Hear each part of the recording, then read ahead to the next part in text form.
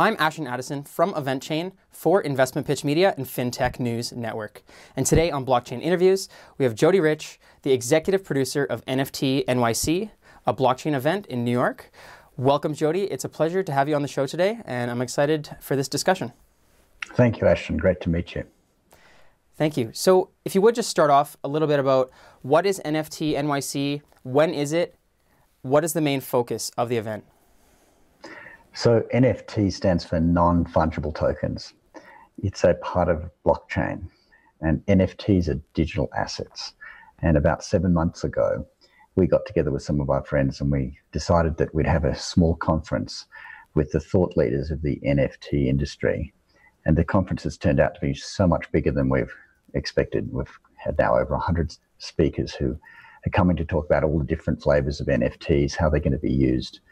And it's on the 20th of February at the PlayStation Theatre in Times Square. So all the speakers are going to have some of their wisdom up on an amazing Times Square billboard. Wow, that sounds great.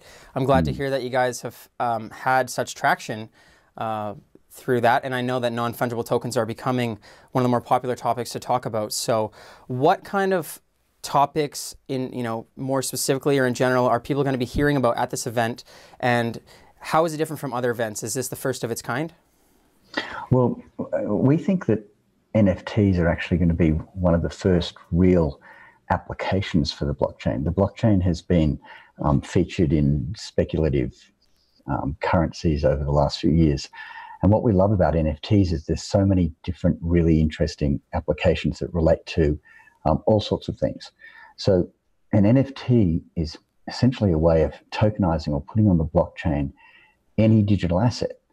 And our digital assets are awards, our licenses, tickets that can be redeemable for an event, title deeds. We even have one person who's speaking about coins that are about Indian gods. So if you want to donate to an Indian god, and apparently there are 22,000 of them, you can donate to this NFT, and then the NFT has a rule about how that money is distributed. And so instead of having an organization in the middle that's very expensive and you sometimes don't know where your money's going, when you give to the Indian god coin for your favorite Indian god, you know exactly where the money's going. I mean, that's one of the fun things. We have musicians who are coming, we have artists who are coming. In the artist community, one of the big problems that NFT solves is if you attach a token to an artwork, when that artwork is sold, the artist receives a royalty. And we all know that artists, when they first start off, they don't receive very much money for their work. But if they become famous, their artwork gets sold for many millions of dollars. But the original artist often doesn't make money from that. So being able to attach an NFT token to a physical piece of artwork is really interesting. And so we have artists coming along to talk about that. And of course, in the gaming environment, how cool would it be if you have a sword that you won or you bought in a game that you could then transport out of the silo of that game to another game? So what digital assets you have actually are transportable across one platform to another, and that's what NFTs do. And that's why we're so excited about it. And so all of these people are coming together. It's going to be a very fun conference. We have a VIP dinner the night before. We have about 60 people coming to that. And then we're expecting quite a few hundred people at the first NFTNYC event. Wow, that's wonderful. And thank you for the explanation. And from what I understand what you're saying, digitizing real-world assets, non-fungible tokens are necessary. So it's like a token that represents a specific bar of gold or a specific house or a specific anything, as opposed to like fungible cryptocurrencies, which is just interchangeable money, and each dollar, could be switched out with each other. Is that what you're trying to get to? Yeah, that's perfect. That's a great explanation. And when you have an NFT or a digital asset on the blockchain, that then becomes yours, and all the things associated with it can be restricted or limited or licensed by yourself via the blockchain contract. Whereas up until now, we've had many types of digital assets, but you've relied on various IP laws and licensing and regulation, or just central databases to control your rights. Now you can actually control your rights yourself on the blockchain. Mm-hmm. Yeah, and I like how you touched on all of the different industries and even all the way up to Indian gods and how these tokens can represent so many different things. It sounds like you guys have quite a diverse range of speakers there. What speakers are you most interested in hearing from that you guys have booked for the event? Well, we've been talking to every speaker, and we've also done 1-minute videos of the key headlines for each speaker, and we'll be distributing those over our social channels over the next week. The topic that interests me most, which David Packman and Michael Casey are going to talk about, and I'm going to talk about, is digital scarcity. And so the issue is, how do you have digital scarcity for something that is so easy to reproduce? And one of the really interesting comparisons is likes on social. Likes are infinite on social, but we all like receiving them. We all like counting them. Mm-hmm. And I refer to the squirrel DNA that we all have, where we all like to collect things. We like to collect nuts. We like to collect likes. We like retweets. And so in the digital world, sometimes the supply can be vast, but when you receive something, it has value to you. Mm-hmm.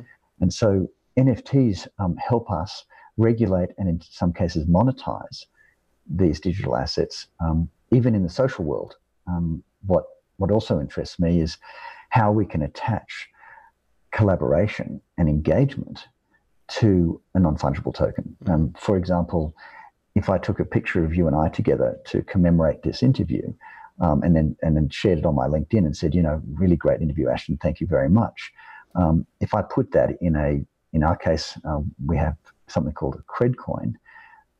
That's an NFT that actually gathers comments and connections as people pass it around. And what interests me a lot is, how can NFTs be used to give people more control in a social network environment, so that you own your own data and you own your own retweets and comments and connections. And I'll be talking about that at the event. Wow, that's very interesting, actually.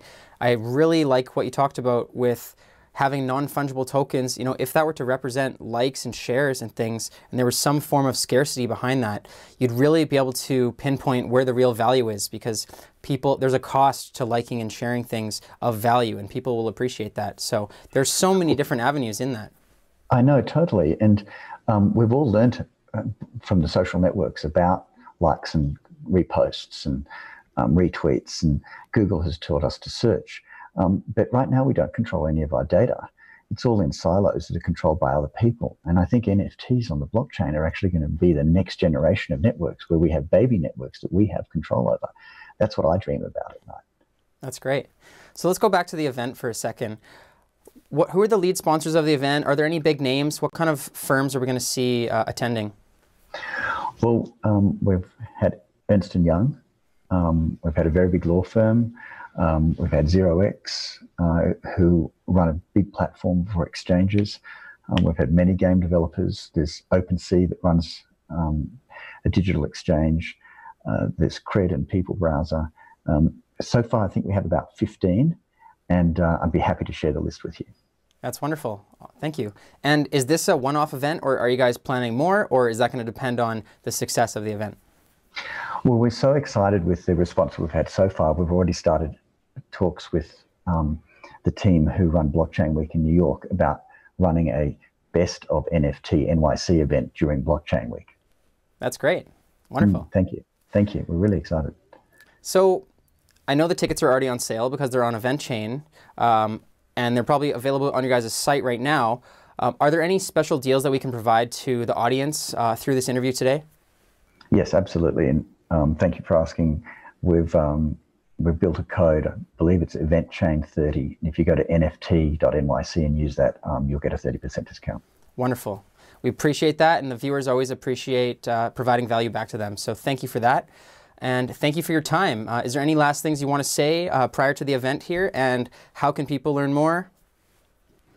I think one of the interesting questions that we've asked our speakers, over the last couple of weeks is, what do you think NFTs what do you think NFTs are going to look like in 5 years' time? And that'll be one of the features too at the event. What is the vision for non-fungible tokens? And we've had all sorts of amazing responses from people. In fact, one of our speakers, who I have a lot of respect for, actually said that they're going to be more digital assets in the world than physical assets in 5 years' time. And that's pretty wild. That's great. My answer to that question is that I believe that I'm going to be developing my identity through a series of NFTs. And I'm actually building a series of coins that represent my life, my milestones in my life. And I think eventually all aspects of me, my personality, will be able to be uploaded in some way. And that even Jodee might become a non-fungible token. Wow, that's really interesting, and I'm glad you're taking the initiative to do that. Well, thank you, Jodee, for your time today. It's wonderful to hear the insights of non-fungible tokens and to hear about your guys' upcoming event. Let's follow up at the event and then after as well to see how the event flourishes. So thank you so much. It's a pleasure, Ashton. Are you actually going to be, I haven't talked to Cameron about this, but are you going to be at the event with a camera? Yeah, I might be there. We'll take a look, and we're going to be around the East Coast on that time. So yeah. I'll let my viewers know, and I'll be seeing you there. Thank you. Thank you very much. And I've never met a Canadian that I don't like. Thank you so much. It's a pleasure. Talk to you later.